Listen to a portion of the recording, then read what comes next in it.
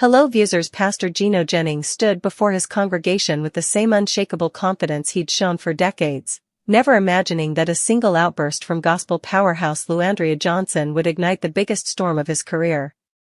And yet, in a late-night livestream that spread across the internet like wildfire, Andria finally broke her silence. Her voice was trembling, her eyes glassy, her spirit exhausted as she said the words millions never expected to hear, "I've heard enough. You don't get to tear down people in the name of God." The shock was immediate. What pushed her to this breaking point? And what truth was she about to expose that would rattle the entire gospel community? Long before this confrontation, Andria was a girl with a bruised heart and a voice that could shake heaven. Music became her shelter, the one place where judgment couldn't reach her. She grew up watching church people praise her singing one moment and whisper about her struggles the next.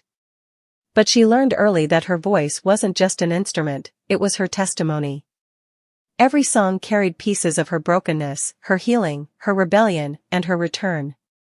And though she never claimed perfection, she carried a strength that made the world stop and listen. Her rise began the moment she stepped onto the stage of Sunday Best.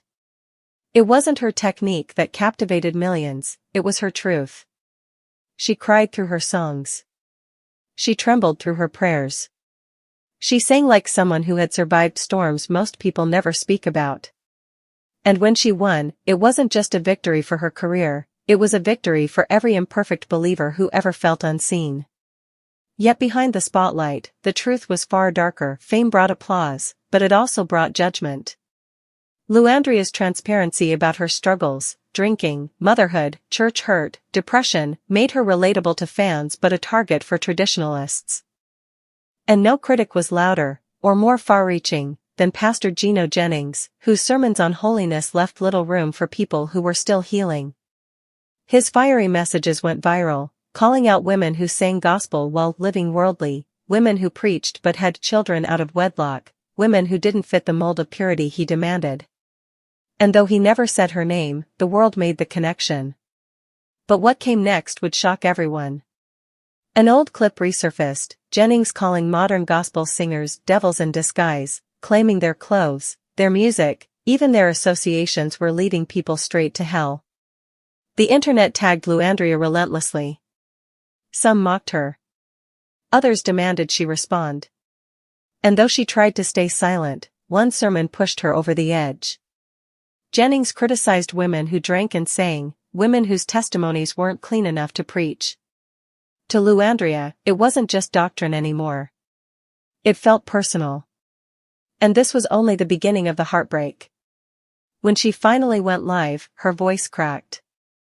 "If this is what preaching is," she whispered, tears falling, "I want no part of it." The comment section erupted instantly. Was she walking away from the church? Had the pressure finally broken her? But then she revealed the moment that had wounded her years before, a moment no one knew about until now. She explained that long before her fame, she once tried to attend a Gino Jennings revival. She was hungry for the word, curious about the man behind the voice. But when she arrived, she never made it past the doors. Ushers turned her away for her clothing, telling her she wasn't suitable for the service. She remembered walking back to her car in tears, feeling unworthy of the very God she had been singing about since childhood. The revelation stunned viewers. And what she said next broke something open in the gospel world. Do you know how many people have walked away from God not because of God, but because of people like you? Her livestream became a magnet for confessions. Former church members, gospel singers, choir directors, voices who had been silent for years suddenly felt seen. And then, with a trembling breath, Andria dropped the truth that changed everything. "I'm not the only one," she said. "There are more of us, but most are too scared to say it." She almost whispered the next words, but the weight of them was louder than any sermon. She confirmed that some of the biggest names in gospel music had been quietly judged, excluded, and shamed behind closed doors by leaders who preached holiness but lacked compassion. She described late-night phone calls with artists whose songs filled churches every Sunday but whose hearts were breaking in private. She described conferences canceled, invitations withdrawn, careers stalled, not because of God, but because of human judgment. One artist, she revealed, had even battled suicidal thoughts after being subtly condemned in a sermon by a pastor who never said their name, but left no doubt who he meant. "Imagine singing with that kind of pain in your throat," she said. "Imagine worshiping while feeling unworthy of the God who saved you." Tears streamed down her face as she admitted she had once reached out to Jennings's church privately, hoping for dialogue, hoping for understanding. But she was dismissed.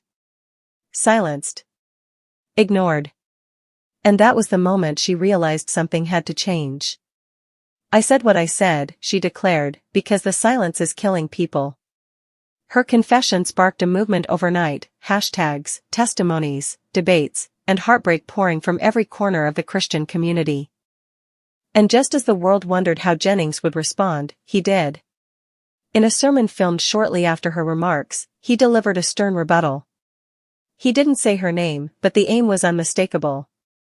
He doubled down, calling out singers who dress like the world and sing for the world while daring to call themselves holy. His supporters cheered. His critics recoiled. And the divide grew wider. Yet through it all, Andria didn't retreat. She stood firm, not as a perfect woman, but as a living testimony. Her story became a mirror held up to a fractured church, forcing believers to confront a painful question: when did holiness become more important than healing? In the end, her outburst wasn't a meltdown. It was a breakthrough, not just for her, but for everyone who had been hurt by the place meant to heal them. And as her voice, cracked but powerful, echoed through the digital world, one truth remained undeniable: